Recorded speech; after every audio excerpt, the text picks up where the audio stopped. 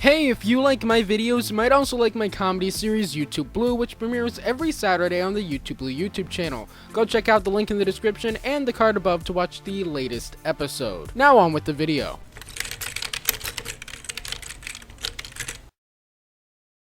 Okay, here's the sitch. Months ago, I made a video basically just gushing about how good the Diary of a Wimpy Kid movies are, or at least the first three. And I said in that video that I had never seen The Long Haul and that I would watch it so I could make a review about it. Here we are more than 5 months later and I still haven't gotten around to it. But I shall put it off no longer because today is a very special day. Not only did we hit 500 subscribers a couple weeks ago, but today is the 6-month anniversary of my very first video on this channel. And so as a 500 subscriber special / 6-month anniversary special, here's my review of Diary of a Wimpy Kid, The Long Haul. It's bad, but it's not that bad. It's weird. Okay, so this movie is kind of bizarre. So it's technically a sequel to the first 3 movies, though it's also a soft reboot. So it's this weird hybrid of old and new. For example, the cast is completely different, yet the set for Greg's room is virtually identical. This movie came out in 2017, and yet if you looked at his room, you would think it came out from sometime like 2008 to 2014. And also, while the score is clearly in the same spirit as the first 3 movies, they never used the Diary of a Wimpy Kid theme used in the first 3, which kind of perplexes me. But yeah, while we're on the topic, let's talk about the cast being different. This makes sense because the old cast was getting, well, old, but I do have a problem with it that I'll talk about in a little bit. Now, while it makes sense, the casting is pretty much the biggest thing people talk about when they talk about this movie. None of the cast is as good as their original counterpart. But with that being said, they're not bad. They're all good actors that do what they can with what's written. Sometimes the acting is kind of spotty, particularly with the young actors, and to be blunt, I don't think it's just that they're not as suited to the roles as the originals. I think they're worse actors than the originals. But if they weren't following such a stellar cast, I don't think they'd be getting nearly as much flack.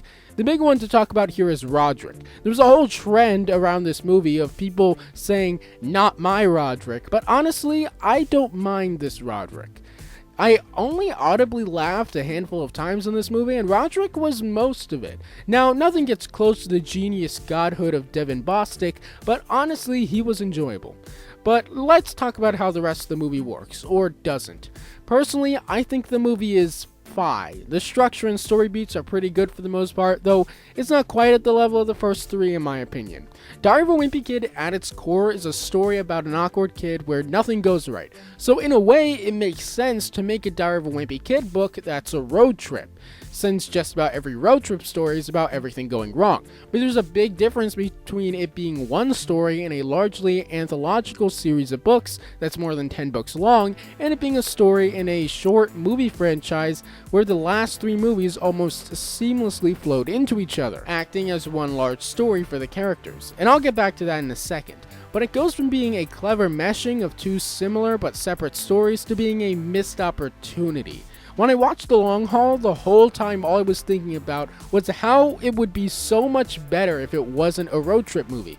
Because while there aren't many road trip books, there are so many road trip movies that Diary of a Wimpy Kid doesn't feel special anymore.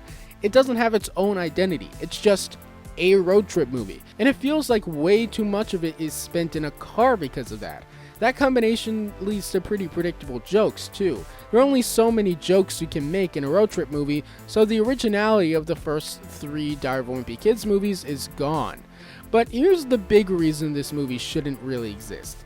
It kills the first 3 movies. Like it or not, this is a sequel, and it hurts the OG trilogy. And I'm not saying, oh, this movie is so bad it taints the awesomeness of the first movies. The reason there's a new cast is because the OG cast is too old and the characters need to stay young.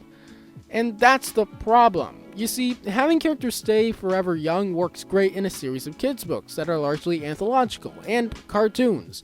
But the first 3 movies didn't treat itself like a cartoon. Each movie was a story with arcs and character development with lasting effects. Besides, turns out road trips aren't so bad after all because we're a family for the 800th time.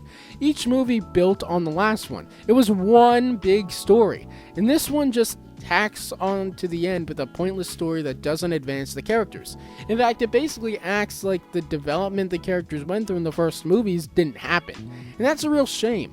Honestly, if they had just made this an animated movie and made it a reboot like what they're doing now, I think this could have worked. It wouldn't have been as great as the OG movies, but it would have had its own merits and probably wouldn't be looked back on with such disdain. Because this movie has completely different goals than the first three, and when they don't match up, people are going to be disappointed.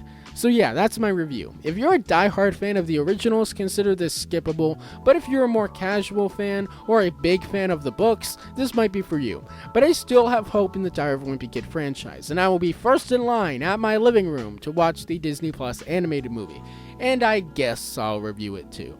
But seriously guys, thank you so much for 500 subscribers. 500 subs in 6 months is nothing to scoff at, especially considering about 3.5 of those months was spent getting to 100 subs, and we're already closer to 600 than 500. My ambitious goal is to hit 1,000 by the beginning of April. I know that's a lot, but with the videos I'll be making about WandaVision and Dino Fury and The Falcon and the Winter Soldier and the Snyder Cut and more, I think this could be a really great period for the channel. And if you could help out by liking the video, sharing it around, and leaving a comment, that'd be awesome. Here's to the next 6 months and beyond. Don't forget to subscribe for daily videos on the franchises you love, and I'll see you tomorrow. Bye.